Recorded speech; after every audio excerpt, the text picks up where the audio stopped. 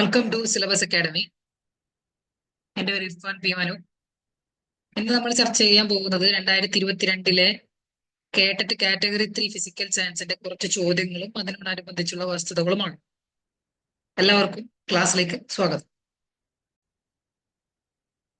ഒന്നാമത്തെ ചോദ്യം: the energy associated with nucleons, protons and neutrons in the nucleus of atom. ആറ്റത്തിന്റെ ന്യൂക്ലിയസിലെ പ്രോട്ടോണും ന്യൂട്രോണും അസോസിയേറ്റ് ചെയ്തിരിക്കുന്ന എനർജി ഏതാണെന്നാണ് ചോദ്യം. ന്യൂക്ലിയോൺസ് എന്ന് പറഞ്ഞാൽ എന്താ? ന്യൂക്ലിയസിന്റെ ഉള്ളിലുള്ള സാധനങ്ങളെയാണ് ന്യൂക്ലിയോൺസ് എന്ന് പറയുന്നത്. ന്യൂക്ലിയസിന്റെ ഉള്ളിൽ എന്തൊക്കെ ഉണ്ടാവുക? പ്രോട്ടോൺ ഉണ്ടാവും, ന്യൂട്രോൺ ഉണ്ടാവും. ഇലക്ട്രോണിക് ന്യൂക്ലിയസിന് പുറത്താണ്. അപ്പോ പ്രോട്ടോണും ന്യൂട്രോണും അസോസിയേറ്റ് ചെയ്തിരിക്കുന്ന എനർജി ഏതാണെന്നാണ് ചോദ്യം. അത് നോക്കാം. ഓപ്ഷൻ എ എന്താ പറയുന്നത്? Option A nuclear energy, option B electrical energy, option C potential energy, option D kinetic energy. അപ്പൊ ഇതിൽ നമുക്ക് ഉത്തരം അറിയാം. എന്താണ്? ന്യൂക്ലിയർ എനർജിയാണ് ആൻസർ. ന്യൂക്ലിയസുമായി അസോസിയേറ്റ് ചെയ്തിരിക്കുന്ന എനർജി ന്യൂക്ലിയർ എനർജിയാണ്. ഇത് കാണുമ്പോൾ തന്നെ നമുക്ക് എന്തായാലും ഉത്തരം കിട്ടും.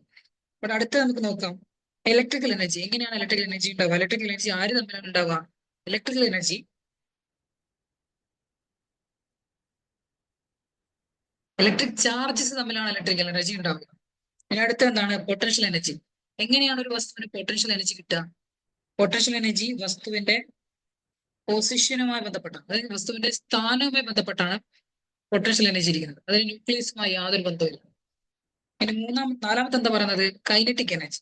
കൈനറ്റിക് എനർജി എങ്ങനെയാണ് ഒരു വസ്തുവിന് കിട്ടുക?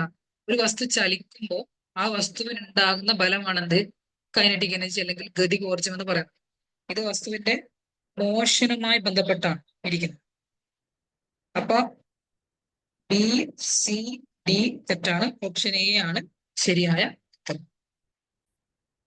ഇനി അടുത്ത ചോദ്യം: for a step up transformer. Step up ട്രാൻസ്ഫോമറിനെ കുറിച്ചുള്ള ചോദ്യമാണ് അടുത്തത്. സ്റ്റെപ്പ് അപ്പ് ട്രാൻസ്ഫോമറിലെ താഴെ പറയുന്ന ഏതാണ് ശരിയായത്? NS, അതായത് number of winding in secondary coil എന്നാണ് NS പറയുന്നത്, number of windings in secondary coil.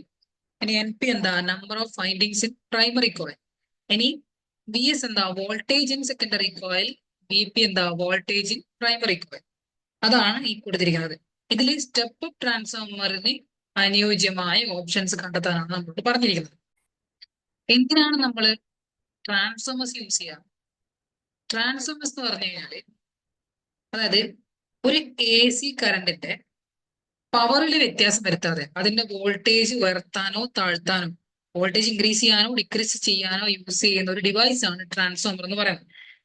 എന്താണ്? ഒരു AC കറണ്ടിന്റെ പവറിൽ വ്യത്യാസം വരുത്താതെ അതിന്റെ വോൾട്ടേജ് ഇൻക്രീസ് ചെയ്യാനോ അല്ലെങ്കിൽ അതിന്റെ വോൾട്ടേജ് ഡിക്രീസ് ചെയ്യാനോ നമ്മൾ ഉപയോഗിക്കുന്ന ഒരു ഉപകരണമാണ് ട്രാൻസ്ഫോമർ എന്ന് പറയുന്നത്.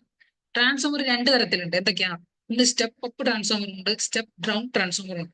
സ്റ്റെപ്പ് അപ്പ് ട്രാൻസ്ഫോമർ എന്ന് പറഞ്ഞാൽ വോൾട്ടേജ് ഇൻക്രീസ് ചെയ്യാൻ ഉപയോഗിക്കുന്ന ട്രാൻസ്ഫോമർ. സ്റ്റെപ്പ് ഡൗൺ എന്ന് പറഞ്ഞു കഴിഞ്ഞാൽ വോൾട്ടേജ് കുറക്കാൻ ഉപയോഗിക്കുന്ന ട്രാൻസ്ഫോമർ. രണ്ട് തരത്തിലുള്ള ട്രാൻസ്ഫോമർ ആണ് നിലവിൽ ഉള്ളത്. ഇതില് സ്റ്റെപ്പ് അപ്പ് ട്രാൻസ്ഫോമർ എന്ന് പറഞ്ഞു കഴിഞ്ഞാല്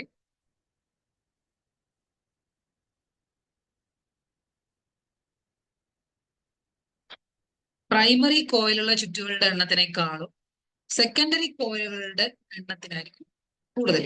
അതായത് പ്രൈമറി കോയിലുള്ള ചുറ്റുകളുടെ എണ്ണത്തെക്കാൾ കൂടുതലായിരിക്കും ഇവിടെയുള്ള സെക്കൻഡറി കോയിലുടെ ചുറ്റുകളുടെ എണ്ണം. അപ്പൊ NS greater than NPI. Okay, step up ട്രാൻസ്ഫോമറിന്റെ കാര്യം എന്ന് പറയുന്നത്. ഇനി സ്റ്റെപ്പ് ഡൗണിൽ എങ്ങനെയായിരിക്കും ഉണ്ടാവുക? സ്റ്റെപ്പ് ഡൗണില് പ്രൈമറി കോയിലായിരിക്കും കൂടുതൽ ചുറ്റുകൾ ഉണ്ടാവും. അപ്പൊ ഈ കാര്യത്തിൽ തീരുമാനമായി. ഇത് ഈ ഓപ്ഷൻ ഇതിലുള്ള നോക്കുക. ഇത് ശരിയാണ്, ഇതും ശരിയാണ്. അപ്പൊ നമുക്ക് ബിയും സിയും ഒഴിവാക്കാം, അല്ലെ? ഇനി നമുക്ക് വേണ്ടത് വോൾട്ടേജ് ആണ്. ഇതിൽ VS എന്ന് പറയുന്നത് സെക്കൻഡറി കോയിലെ വോൾട്ടേജ് ആണ്. VP എന്ന് പറയുന്നത് പ്രൈമറി കോയിലെ വോൾട്ടേജ് ആണ്. അപ്പൊ നമുക്കൊരു കാര്യം അറിയാം. ഈ പ്രൈമറി കോയിലും സെക്കൻഡറി കോയിലും ഇൻഡ്യൂസ് ചെയ്യപ്പെടുന്ന EMF എന്ന് പറയുന്നത് സെയിം ആയിരിക്കും. പ്രൈമറി കോയിലും ഒരേ ഇൻഡ്യൂസ്ഡ് EMF ആയിരിക്കും. അതേ ഇൻഡ്യൂസ്ഡ് EMF തന്നെയായിരിക്കും എവിടെ ഉണ്ടാവുക? സെക്കൻഡറി കോയിലും ഉണ്ടാവും. അപ്പൊ നമുക്ക് വോൾട്ടേജ് എങ്ങനെ കണ്ടുപിടിക്കാം? വോൾട്ടേജ് എന്ന് പറയുന്നത് ഇപ്പോ ഇൻഡ്യൂസ്ഡ് EMF ഞാൻ ആപ്സിലോൺ എടുത്തെന്ന് വിചാരിക്കാം. അപ്പോ വോൾട്ടേജ് എങ്ങനെ കാൽക്കുലേറ്റ് ചെയ്യാം? പ്രൈമറി കോയിലിലെ വോൾട്ടേജ് കാൽക്കുലേറ്റ് ചെയ്യാൻ പ്രൈമറി കോയിലുകളുടെ ചുറ്റുകളുടെ എണ്ണം ഇൻറ്റു EMF. ഇനി സെക്കൻഡറി കോയിലിലെ വോൾട്ടേജ് കണ്ടുപിടിക്കാൻ എന്താ ചെയ്യുക? സെക്കൻഡറി കോയിലുകളുടെ ചുറ്റുകളുടെ എണ്ണം ഇൻറ്റു EMF. ഇതാണ് ആൻസർ. അപ്പൊ നമുക്കറിയാം ഒരു സ്റ്റെപ്പ് അപ്പ് ട്രാൻസ്ഫോമറിനെ സംബന്ധിച്ച് NS-ന്റെ എണ്ണം കൂടുതലായിരിക്കും, NS വലുതായിരിക്കും. അപ്പൊ ഇതിൽ NS വലുതാകുന്ന സമയത്ത് സ്വാഭാവികമായിട്ടും VS വലുതാവൂലേ? VS വലുതാവും. അങ്ങനെ VS വലുതായ ഓപ്ഷൻ ഏതൊക്കെയാ ഉള്ളത്? നമ്മൾ ശരിയായിട്ടല്ലേ നമ്മൾ AMC അല്ല നമ്മൾ പറഞ്ഞത്. അപ്പൊ VS വലുതായത് ഏതാ? ഒന്നാമത്. അപ്പൊ ഓപ്ഷൻ A ആണ് ഇവിടെ എന്ത് കറക്റ്റ് ആയ ആൻസർ. ഇനി അടുത്ത ചോദ്യം നോക്കാം. What should be the apparent frequency of sound heard by a listener when the source and listener approach each other? What should be the apparent frequency? ആപേക്ഷിക ആവൃത്തി, apparent frequency of sound heard by a listener when the source and listener approach each other. സോഴ്സും ലിസണറും അടുത്തേക്ക് വരുന്ന സമയത്ത് listener കേൾക്കുന്ന സൗണ്ടിന്റെ apparent frequency എന്തായിരിക്കും എന്നാണ് ചോദ്യം. ഇത് ഡോപ്ലർ എഫക്റ്റുമായി ബന്ധപ്പെട്ട ഒരു ചോദ്യം. അപ്പൊ ഡോപ്ലർ എഫക്റ്റിന്റെ ഏത് ചോദ്യം കിട്ടിക്കഴിഞ്ഞാലും നമുക്ക് ഒരൊറ്റ ഇക്വേഷൻ ഉപയോഗിച്ച് ഡോപ്ലർ എഫക്റ്റിന്റെ എല്ലാ ചോദ്യങ്ങളും സോൾവ് ചെയ്യാൻ പറ്റും. ആ ഇക്വേഷനാണ് ഞാനിപ്പോ പറയാൻ പോകുന്നത്. ഇക്വേഷൻ ഇതാണ്. ന്യൂ ഡാഷ് എന്ന് പറഞ്ഞാൽ എന്താ? Apparent frequency. Nu dash is equal to nu എന്ന് പറഞ്ഞാൽ എന്താ? ആ വേവിന്റെ ആക്ച്വൽ ഫ്രീക്വൻസി ഇൻറ്റു വി. എന്ന് പറഞ്ഞാൽ ആ വേവിന്റെ ആക്ച്വൽ വെലോസിറ്റി മൈനസ് VL. എന്ന് പറഞ്ഞാൽ എന്താ? ലിസണറിന്റെ velocity divide by V minus VS. എന്ന് പറഞ്ഞാൽ എന്താ? സോഴ്സിന്റെ വെലോസിറ്റി. അപ്പൊ ഈ ഒരു ഇക്വേഷൻ പഠിച്ചു കഴിഞ്ഞാൽ നമുക്ക് ഡോപ്ലർ എഫക്റ്റിന്റെ എല്ലാ ചോദ്യങ്ങളും ഒരുവിധം സോൾവ് ചെയ്യാൻ പറ്റും. അതെങ്ങനെയാന്ന് വെച്ച് കഴിഞ്ഞാല് നമ്മൾ ഒരു കണ്ടീഷൻ മാത്രം ഓർത്തിരുന്നാൽ മതി. അതായത് ഇതാണ് source,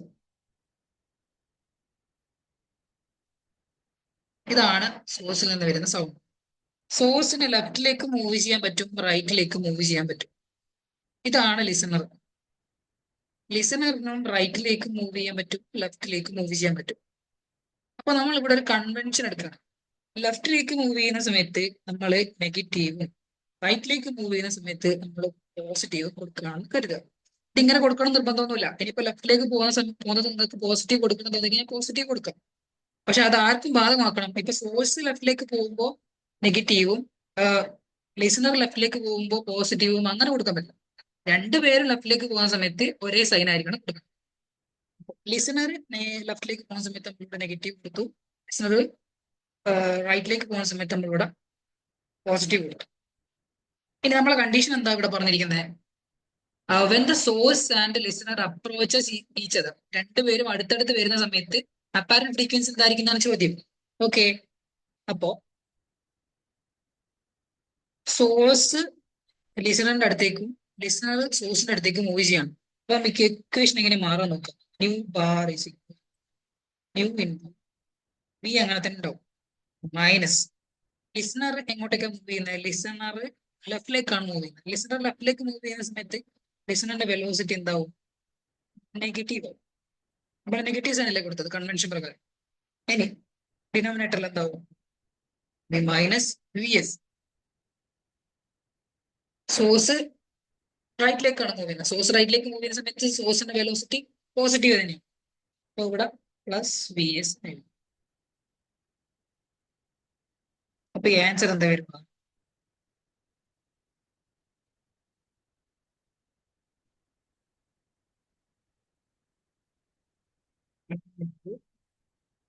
V plus VL divided by yes. ഈ ആൻസർ എവിടെയുള്ള നോക്കിയാൽ ഓപ്ഷൻ എ. ഓപ്ഷൻ എയിലാണ് ഇത് കാണുന്നത്. അപ്പൊ ഓപ്ഷൻ എ ആണ് ഇവിടുത്തെ കറക്റ്റ് ആൻസർ എന്ന് പറയുന്നത്. അടുത്ത ചോദ്യം നോക്കാം. The substance X used for water softening. Water സോഫ്റ്റനിങ്ങിന് യൂസ് ചെയ്യുന്ന ഒരു സബ്സ്റ്റൻസ് ആണ് എക്സ് എന്ന് പറയുന്നത്. ഇനി ഈ X reacts with Na2CO3. Na2CO3 X react ചെയ്തിട്ട് കോസ്റ്റിക് സോഡ ജനറേറ്റ് ചെയ്യുന്നുണ്ട്. കോസ്റ്റിക് സോഡ എന്ന് പറഞ്ഞാൽ NaOH ആണ്, sodium hydroxide. When carbon dye oxide is passed through എക്സിലൂടെ കാർബൺ ഡൈ ഓക്സൈഡ് പാസ് ചെയ്യുന്ന സമയത്ത് ഇറ്റ് ടേൺസ് ക്ലൗഡി. അതായത് ഏതോ ഒരു പ്രസിപ്പിറ്റേറ്റ് ഫോം ചെയ്യുന്നുണ്ട്, ക്ലൗഡി ആവുന്നുണ്ടെന്നാണ് പറയുന്നത്. What is the chemical formula of X? എക്സിന്റെ കെമിക്കൽ ഫോർമുല ഏതെന്നാണ് ചോദ്യം നമുക്ക് ചോദിച്ചിരിക്കുന്നത്. നോക്കാം.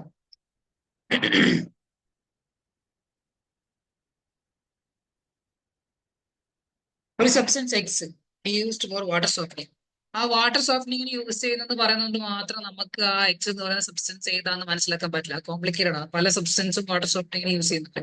അപ്പൊ അതിൽ നമുക്ക് എന്തായാലും ആൻസർ കണ്ടുപിടിക്കാൻ പറ്റില്ല. അടുത്ത നമുക്ക് തന്നിരിക്കുന്ന ക്ലൂ എന്താ? X reacts with Na2CO3 to generate caustic soda. Caustic soda generate ചെയ്യുന്നുണ്ട് എന്നാണ് പറയുന്നത്. ഏതോ ഒരു, അതായത് Na2CO3 എക്സുമായി റിയാക്ട് ചെയ്ത് Na2CO3 plus X gives caustic soda എന്ന് പറയുന്നത് NaOH തരുന്നുണ്ട് എന്നാണ് പറയുന്നത്. അപ്പൊ നമുക്ക് ഈ ഓപ്ഷനിൽ ഒരു കാര്യം മനസ്സിലാക്കാം. അതായത് ഒരു OH ഗ്രൂപ്പ് ഈ എക്സിലുണ്ട്. ഈ എക്സിൽ എവിടെയോ ഒരു OH ഗ്രൂപ്പ് ഉണ്ട്. എന്നാലല്ലേ ഈ നമുക്ക് തരുന്ന പ്രൊഡക്റ്റിൽ ഒരു OH ഗ്രൂപ്പ് വരാൻ പറ്റൂ. കാരണം Na2CO3 CO3യും എണ്ണയും മാത്രമേ ഉള്ളൂ. ഈ കോസ്റ്റിക് സോഡ തരണമെങ്കിൽ ഉറപ്പായിട്ടും എക്സിൽ ഒരു OH ഗ്രൂപ്പ് വേണം. അപ്പൊ OH ഗ്രൂപ്പ് ഉള്ളത് ഏതിലാ നോക്കുക നമുക്ക്? OH ഗ്രൂപ്പ് ഉള്ളത് ഇതിലില്ല, ഇതിലുണ്ട്, ഇതിലില്ല, ഇതിലില്ല. അപ്പൊ ഇതിൽ നിന്ന് നമുക്ക് ആൻസർ കണ്ടുപിടിക്കാൻ പറ്റും. CaOH ട്വൈസ് ആണ് ഇതിന്റെ ആൻസർ എന്ന് പറയുന്നത്. ഇനി നോക്കണം അടുത്ത ഓപ്ഷൻ, അടുത്ത ക്ലൂ കൂടി നോക്കാം. When CO2 is passed through X, എക്സിലൂടെ CO2 pass ചെയ്ത സമയത്ത് ഇറ്റ് ടേൺസ് ക്ലൗഡി. ക്ലൗഡി, അതായത് അത് ഒരു precipitate ഫോം ചെയ്തു എന്നാണ് പറയുന്നത്. ഇത് നമ്മൾ ചെറിയ ക്ലാസ്സിൽ പഠിച്ച കാര്യമാണ്. അതായത് CO2 plus X gives CaCO3. ഈ CaCO3 ആണ് എന്ത്? ഈ പറയുന്ന ഈ CaCO3 ആണ് ഈ പറയുന്നത് എന്ത്? ക്ലൗഡി ഫോം, അല്ലെങ്കിൽ ആ ക്ലൗഡി precipitate ആണ് CaCO3. ഇവിടെ എക്സ് എന്താ വരിക? എക്സ് CaOH ട്വൈസ് ആണ്. ഓക്കെ. അടുത്ത ചോദ്യം. The value of acceleration due to gravity at the surface of എർത്തിന്റെ സർഫസിൽ ആക്സിലറേഷൻ ഡ്യൂ ടു ഗ്രാവിറ്റിയുടെ വാല്യൂ എന്താണെന്നാണ് ചോദ്യം. ഇത് നമ്മൾ ചെറിയ ക്ലാസ്സിലൊക്കെ പഠിക്കുന്നതാണ്. G is equal to Gm/r². ഇതിൽ G എന്ന് പറയുന്നത് യൂണിവേഴ്സൽ ഗ്രാവിറ്റേഷൻ കോൺസ്റ്റന്റ് ആണ്. M മാസ് ആണ്, പ്ലാനറ്റിന്റെ മാസ് ആണ്. R എന്ന് പറയുന്ന ആ പ്ലാനറ്റിന്റെ റേഡിയസ് ആണ്. അപ്പോ ഇതാണ് acceleration due to gravity equation, അതാണ് Gm/r². നമുക്കറിയാം എർത്തിന്റെ ഇക്വിറ്റോറിയൽ റീജിയണിൽ ജിന്റെ വാല്യൂ കുറവും പോൾസില് ജിന്റെ വാല്യൂ കൂടുതലുമാണ്. അതെന്തുകൊണ്ടാ? ആറിന്റെ വാല്യൂ വാരി ചെയ്യുന്നതുകൊണ്ടാണ് അത്. അതായത് ആറ് റേഡിയസ് എന്ന് പറയുന്നത് ഈ ഇക്വിറ്റോറിയൽ റീജിയണിൽ കൂടുതൽ, പിന്നെ പോൾസിലേക്ക് വരുന്ന സമയത്ത് ഈ റേഡിയസ് എന്ന് പറയുന്നത് കുറവാണ്. അതുകൊണ്ടാണ് നമുക്ക് ഈ ആക്സിലറേഷൻ ഡ്യൂ ടു ഗ്രാവിറ്റിന്റെ വാല്യൂ പോൾസിൽ കൂടുതലായിട്ട്, അത് ഡിനോമിനേറ്ററിലേക്ക് കിട്ടുന്നത്. ഡിനോമിനേറ്റർ കുറയുകയും ചെയ്യുന്നത് പോൾസിലേക്ക് പോകുന്ന സമയത്ത്. അപ്പൊ സ്വാഭാവികമായിട്ടും ജിന്റെ വാല്യൂ കൂടും. ഇനി ഇക്വേറ്റർ റീജിയനിലേക്ക് പോകുന്ന സമയത്ത് സ്വാഭാവികമായിട്ടും ആറിന്റെ വാല്യൂ കൂടും. അതുപോലെ തന്നെ എന്ത് വരും? ജിന്റെ വാല്യൂ കുറയും. ആൻസർ വരിക. ഇവിടെ ആൻസർ വരുന്നത് Gm/r² ആണ്. Gm/r². ഓക്കെ. അടുത്ത ചോദ്യം. KMnO4 reacts with the oxalic acid according to the equation 2MnO4 minus plus 5C2O4 2 minus plus 16H plus giving 2Mn2 plus 10CO2 plus 8H2. ഇതാണ്, ഇതൊരു ബാലൻസ്ഡ് ഇക്വേഷൻ ആണ്. Here 20 ml of 0.1 molar KMnO4 is equivalent to 20 ml 0.1 molar KMnO4 equivalent to എത്ര മോള്, എത്ര volume, എത്ര molar oxalic acid എന്നാണ് ചോദ്യം. ഇതാണ് ഇതില് 2 മോൾ KMnO4 റിയാക്ട്സ് വിത്ത് 5 moles C2O4 minus. C2O4 minus എന്ന് പറഞ്ഞാൽ ഓക്സാലിക് ആസിഡ് ആണ്. അതൊരു ബാലൻസ്ഡ് ഇക്വേഷൻ ആണ്. അപ്പൊ നമുക്ക് ഇവിടെ ചെയ്യേണ്ടത് എന്താണെന്ന് വെച്ചാൽ ആദ്യം KMnO4ന്റെ നമ്പർ ഓഫ് മോൾസ് കാൽക്കുലേറ്റ് ചെയ്യാം. നമ്പർ ഓഫ് മോൾസ് എങ്ങനെ കാൽക്കുലേറ്റ് ചെയ്യാം? നമുക്ക് ഇവിടെ തന്നിരിക്കുന്ന വോളിയം എത്രയാ? 20 ml ആണ്. 20 ml. ഇനി KMnO4ന്റെ മൊളാരിറ്റി തന്നിട്ടുണ്ട്. മൊളാരിറ്റി എന്താണ്? 0.1. ഈ വോളിയത്തിനെയും മൊളാരിറ്റിനെയും മൾട്ടിപ്ലൈ ചെയ്ത് കഴിഞ്ഞാൽ KMnO4ന്റെ നമ്പർ ഓഫ് മോൾസ് കിട്ടും. അത് റിയാക്ഷനിൽ, അല്ലെങ്കിൽ ഈ റിയാക്ഷനിൽ എത്ര മോള് KMnO4 എടുത്തിട്ട് നമുക്ക് മനസ്സിലാവും. അതെങ്ങനെ ചെയ്യാം? അതായത് ഇവിടെ 20 ml തന്നിട്ടുണ്ട്. 20 ml ആണ് KMnO4 എടുത്തിരിക്കുന്നത്. 20 ml KMnO4. പിന്നെ അതുപോലെ തന്നെ അത് എത്ര മോളാറാണ്? എത്ര മോളാരിറ്റി? മോളാരിറ്റി 0.1 മോളാറാണ്.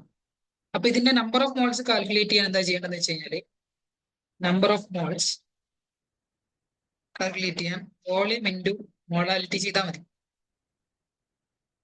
20 ഇൻറ്റു 0.1 എന്ന് പറഞ്ഞാൽ 2 മോളാർ നമുക്ക് കിട്ടി. അപ്പൊ 2 മോളാണ് KMnO4 എടുത്തിരിക്കുന്നത്. അതാണ് ഈ ബാലൻസ്ഡ് ഇക്വേഷനിൽ കൊടുത്തിരിക്കുന്നത്. 2MnO4 മൈനസ് ആ 2 ഇല്ലേ ഫ്രണ്ടിലത്തെ 2, അതാണ് 2 മോളാർ KMnO4 എന്ന് പറയുന്നത്. അതുപോലെയാണെങ്കിൽ തൊട്ടിപ്പുറത്ത് ഓക്സാലിക് ആസിഡ് C2O4 2 മൈനസിൽ അതിന് എത്ര മോളാറാണ്? 5 മോളാറാണ് എടുത്തിരിക്കുന്നത്. 2 മോളാർ KMnO4ന് 5 മോളാർ ഓക്സാലിക് ആസിഡ് വേണം. അപ്പൊ നമുക്ക് താഴെ തന്നിരിക്കുന്ന ഓപ്ഷൻ നോക്കുക. താഴെ 4 ഓപ്ഷൻസ് തന്നിട്ടുണ്ട്. എന്തൊക്കെ തന്നിരിക്കുന്നത്? ഓപ്ഷൻ എ പറയുന്നത് 20 ml of 0.5 molar H2 oxalic acid. അതുപോലെ തന്നെ ഓപ്ഷൻ ബി പറയുന്നത് 20 ml of 0.1 molar oxalic acid. Option C പറയുന്നത് 50 ml of 0.5 molar oxalic acid. Option D പറയുന്നത് 50 ml ഓഫ് 0.1 മോളാർ H2CO2. ഇങ്ങനെയാണ് തന്നിരിക്കുന്നത്. അപ്പൊ നമ്മുടെ ലക്ഷ്യം എന്താ?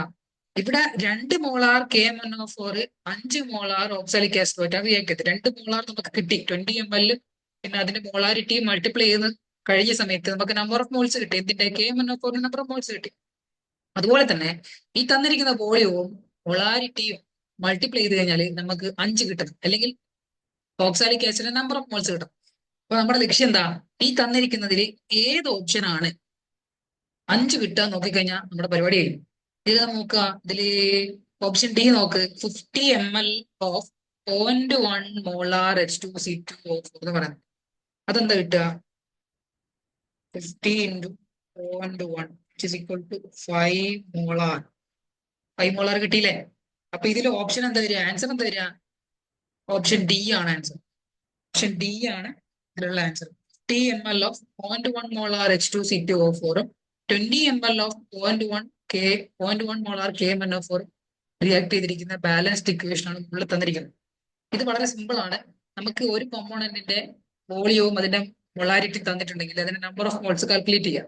ഇവിടെ ഈക്വലന്റ് ആണ്. ഇതിന് ഈക്വലന്റ് ആയ അടുത്ത റിയാക്ടന്റിന്റെ ഇതിന് ഈക്വലന്റ് ആയ എത്ര ഓക്സാലിക് ആസിഡ് എടുക്കണം എന്നാണ് ചോദ്യം ചോദിച്ചിരിക്കുന്നത്. അപ്പൊ 20 ml അതിന്റെ വോളിയം തന്നിട്ടുണ്ട്, 0.1 മോളാർ അതിന്റെ മൊളാരിറ്റി തന്നിട്ടുണ്ട്. അപ്പൊ നമുക്ക് നമ്പർ ഓഫ് മോൾസ് കാൽക്കുലേറ്റ് ചെയ്യാം. ഈ ബാലൻസ്ഡ് ഇക്വേഷനിൽ 2 തന്നിട്ടുണ്ട്. അപ്പൊ നമുക്കറിയാം 2 മോളാർ KMnO4നോട് റിയാക്ട് ചെയ്യാൻ 5 മോളാർ ഓക്സാലിക് ആസിഡ് വേണം. അപ്പൊ നമുക്ക് ഒരു പണിയുമില്ല. ഈ ഓപ്ഷൻ നോക്കുക. 5 മോളാർ ഓക്സാലിക് ആസിഡ് കിട്ടുന്ന വോളിയവും അതിന്റെ മൊളാരിറ്റിയും തന്നിട്ടുണ്ടോ നോക്കുക. അപ്പൊ നമ്പർ ഓഫ് മോൾസ് 5 കിട്ടുന്ന ഓപ്ഷൻ ഏതാ നോക്കിക്കഴിഞ്ഞാൽ പരിപാടി കഴിഞ്ഞു. അത്രയേ ഉള്ളൂ. ഇതിന്റെ ഓപ്ഷൻ എത്ര? ഇതിന്റെ ആൻസർ ഏതാ വരിക? Option D, 50 ml of 0.1 molar H2CO4. അടുത്ത ചോദ്യം. Which among the following substances is a good reducing agent? താഴ്ത്തുന്നിരിക്കുന്നതിൽ ഏതാണ് ഗുഡ് റെഡ്യൂസിങ് ഏജന്റ് എന്നാണ് ചോദ്യം. അപ്പൊ നമുക്കറിയാം ഒരു റെഡ്യൂസിങ് ഏജന്റ് ആവണമെങ്കിലുള്ള കണ്ടീഷൻസ് ആദ്യം മനസ്സിലാക്കുക. റെഡ്യൂസിങ് ഏജന്റ് ആവണമെങ്കിൽ എന്താ? ഏറ്റവും പെട്ടെന്ന് ഓക്സിഡൈസ് ചെയ്യപ്പെടുന്ന ആളാണ് റെഡ്യൂസിങ് ഏജന്റ് എന്ന് പറയുന്നത്. ഗുഡ് റെഡ്യൂസിങ് ഏജന്റ് ഏറ്റവും പെട്ടെന്ന് ഓക്സിഡൈസ് ചെയ്യപ്പെടുക എന്ന് പറഞ്ഞാൽ എന്താ? ഇപ്പൊ എനിക്കൊരു 8 ഇലക്ട്രോൺ ഉണ്ട്, അല്ല എന്റെ കയ്യിൽ ഒരു 9 ഇലക്ട്രോൺ ഉണ്ട്. ഞാൻ എന്താ എന്റെ ഈ 9 ഇലക്ട്രോണുകളിൽ ഒരു ഇലക്ട്രോൺ കൊടുത്തിട്ട് ഔട്ടർമോസ്റ്റ് ഷെല്ലിൽ 8 ഇലക്ട്രോൺ ആക്കിയിട്ട് സ്റ്റേബിൾ ആയിരിക്കാനല്ല ഞാൻ ആലോചിക്കുക. ഓക്കെ, എല്ലാ എലമെന്റ്സും സ്റ്റേബിൾ ആയിരിക്കാനാണ് ആലോചിക്കുക. അപ്പൊ എത്രയും പെട്ടെന്ന് ആ പുറത്ത് ഔട്ടർമോസ്റ്റ് ഷെല്ലിലുള്ള ഒരു ഇലക്ട്രോണിനെ കൊടുത്ത് സ്റ്റേബിൾ ആവാൻ കഴിയുന്നു, അയാളാണ് ഏറ്റവും നല്ല റെഡ്യൂസിങ് ഏജന്റ്. അല്ലെങ്കിൽ എത്രയോ പെട്ടെന്ന് ഓക്സിഡൈസ് ചെയ്യുന്ന ആളാണ് ഏറ്റവും നല്ല റെഡ്യൂസിങ് ഏജന്റ് എന്ന് പറയുന്നത്. മനസ്സിലായോ? ഇതിൽ ചിന്തിക്കേണ്ടതെന്ന് വെച്ച് കഴിഞ്ഞാൽ ഏറ്റവും പെട്ടെന്ന് ഓക്സിഡൈസ് ചെയ്യുന്ന ആളായിരിക്കും ഏറ്റവും നല്ല റെഡ്യൂസിങ് ഏജന്റ് എന്ന് പറയുന്നത്. അപ്പൊ ഇതിൽ നോക്കുക, ആൽക്കലി മെറ്റൽസും ആൽക്കലൈൻ എർത്ത് മെറ്റൽസും വളരെ പെട്ടെന്ന് ഓക്സിഡൈസ് ചെയ്യുന്ന മെറ്റൽസ് ആണ്, അല്ലെങ്കിൽ ഓക്സിഡൈസ് ചെയ്യുന്ന എലമെന്റ്സ് ആണ് പീരിയോഡിക് ടേബിൾ. അപ്പൊ ആൽക്കലി മെറ്റൽസും ആൽക്കലൈൻ എർത്ത് മെറ്റൽസും ഓപ്ഷൻ ഉണ്ടെങ്കിൽ നമുക്ക് അവരെ സെലക്ട് ചെയ്താൽ മതി, ബാക്കിയുള്ളവർക്ക് ഒഴിവാക്കും. അപ്പോ ഇതിലില്ല പൊട്ടാഷ്യം ഉണ്ട്, പൊട്ടാസ്യം ഇതിലുണ്ട്. അപ്പൊ ഇത് രണ്ടിൽ ഏതോ ഒന്നാണ് വരുന്നത്.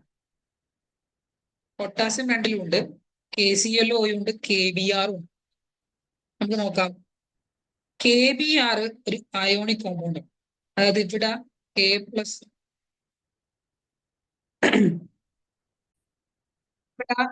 ബ്രോമിന് ഒരു ഇലക്ട്രോണിനെ വേണം, പൊട്ടാസ്യത്തിന് ഒരു ഇലക്ട്രോണിനെ കൊടുക്കും. അപ്പൊ സ്വാഭാവികമായിട്ടും ഇവിടെ അയോണിക് ബോണ്ടാണ് നടക്കുക. അപ്പൊ ഇതില് ഏറ്റവും ഗുഡ് റെഡ്യൂസിങ് ഏജന്റ് എന്ന് പറയുന്നത് ഓപ്ഷൻ സി KBr ആണ്. Okay, option C KBr. ഒന്ന് നോക്കണം, നമുക്ക് ആൽക്കലി മെറ്റൽസും ആൽക്കലൈൻ മെറ്റൽസും ഉണ്ടെങ്കിൽ നമുക്ക് അവരെ നോക്കിയിട്ട് റെഡ്യൂസിങ് ഏജന്റ് ഏതാണെന്ന് ആൻസർ എളുപ്പത്തിൽ പറയാൻ പറ്റും. ഓക്കെ, അതാണ് ഇവിടെ ഉള്ള മെയിൻ കൺസെപ്റ്റ് എന്ന് പറയുന്നത് അതാണ്. അടുത്ത ചോദ്യം നോക്കാം. Which of the following statement is correct? താഴത്തെ നിൽക്കുന്നതിൽ ഏതാണ് ശരിയായ സ്റ്റേറ്റ്മെന്റ് എന്നാണ് ചോദ്യം. Option A, all halogens form oxy acids. എല്ലാ ഹാലജൻസും ഓക്സി ആസിഡ്സ് ഫോം ചെയ്യും. Option B, only iodine form oxy acids. അയഡിന് മാത്രമേ ഓക്സി ആസിഡ്സ് ഫോം ചെയ്യൂ. ഓപ്ഷൻ സി എന്ന് പറയുന്നത് only chlorine and bromine forms oxy acid. ക്ലോറിനും ബ്രോമിനും മാത്രമേ ഓക്സി ആസിഡ്സ് ഉണ്ടാക്കൂ. ഓപ്ഷൻ ഡി പറയുന്നത് all halogens except fluorine form oxy acids. അതായത് ഹാലജൻസ് എല്ലാം ഓക്സി ആസിഡ്സ് ഫോം ചെയ്യും എക്സെപ്റ്റ് ഫ്ലൂറിൻ. ഫ്ലൂറിൻ ഒഴികെയുള്ള എല്ലാ ഹാലജൻസും ഓക്സി ആസിഡ്സ് ഫോം ചെയ്യുന്നതാണ്. ആദ്യം ഓക്സി ആസിഡ്സ് എന്താണെന്ന് നോക്കാം. ഓക്സി ആസിഡ്സ് എന്ന് പറഞ്ഞാൽ ഓക്സിജൻ അടങ്ങിയിരിക്കുന്ന ആസിഡ്സ്, ഓക്സിജൻ കണ്ടെയ്ൻ ചെയ്യുന്ന ആസിഡ്സ് ഫോം ചെയ്യുന്നതിനെയാണ് നമ്മൾ എന്ത് പറയുന്നത്, ഓക്സി ആസിഡ്സ് എന്ന് പറയുന്നത്. ഇതിൽ ശരിയായ ആൻസർ വരുന്ന ഏതാന്ന് വെച്ചാല് ഓപ്ഷൻ ബി ആണ്. ഫ്ലൂറിൻ ഒഴികെയുള്ള എല്ലാ ഹാലജൻസും ഓക്സി ആസിഡ്സ് ഫോം ചെയ്യും. അതിനൊരു കാരണമുണ്ട്. ഫ്ലൂറിൻ എന്ന് പറയുന്നത് ഹാലജൻസിൽ ഏറ്റവും സ്മോൾ സൈസ് ആണ്. അതുപോലെ തന്നെ ഫ്ലൂറിന് ഇലക്ട്രോ നെഗറ്റിവിറ്റി വളരെ കൂടുതലാണ്. ഡി ഓർബിറ്റിൽ ഇല്ലാണ്ടാണ്. ഡി ഓർബിറ്റിൽ ഉണ്ടെങ്കിൽ സ്പേസ് ഉണ്ടാവണം. ഡി ഓർബിറ്റിൽ അപ്പൊ ഓക്സിജൻ ഒക്കെ വന്ന് നിൽക്കണമെങ്കിൽ ഡി ഓർബിറ്റിൽ പോകണം. ഡി ഓർബിറ്റിൽ ഇല്ല, സ്മോൾ സൈസ് ആണ്, ഹൈ ഇലക്ട്രോ നെഗറ്റിവിറ്റി ആണ്, പിന്നെ ആബ്സെൻസ് ഓഫ് ഡി ഓർബിറ്റിൽ. ഈ കാരണങ്ങളെല്ലാം കൊണ്ട് തന്നെ ഫ്ലൂറിൻ എന്തുണ്ടാക്കില്ല, ഓക്സി ആസിഡ്സ് ഫോം ചെയ്യുന്നത് എല്ലാ ഹാലജൻസും ഓക്സി ആസിഡ്സ് ഫോം ചെയ്യും എക്സെപ്റ്റ് ആര്, ഫ്ലൂറിൻ. ഫ്ലൂറിന് കാരണം ഇതാണ്, ഫ്ലൂറിൻ സ്മോൾ സൈസ് ആണ്, ഫ്ലൂറിന് ഹൈ ഇലക്ട്രോ നെഗറ്റീവ് ആണ്, അതുപോലെ തന്നെ ഫ്ലൂറിനിൽ ഡി ഓർബിറ്റിൽ ഇല്ല. ഇത്രയാണ് കാരണം. അപ്പൊ ഇതിന്റെ ഓപ്ഷൻ ഇതാ, all halogens except fluorine form oxy acids. എല്ലാ ഹാലജൻസും ഓക്സി ആസിഡ്സ് ഫോം ചെയ്യും എക്സെപ്റ്റ് ഫ്ലൂറിൻ. ഫ്ലൂറിന്റെ കാരണങ്ങളാണ് പറഞ്ഞിരിക്കുന്നത്. സ്മോൾ സൈസ് ആണ്, പിന്നെ ഡി ഓർബിറ്റൽ ആബ്സെന്റ് ആണ്, പിന്നെ അതുപോലെ തന്നെ ഇലക്ട്രോ നെഗറ്റിവിറ്റി കൂടുതലാണ്.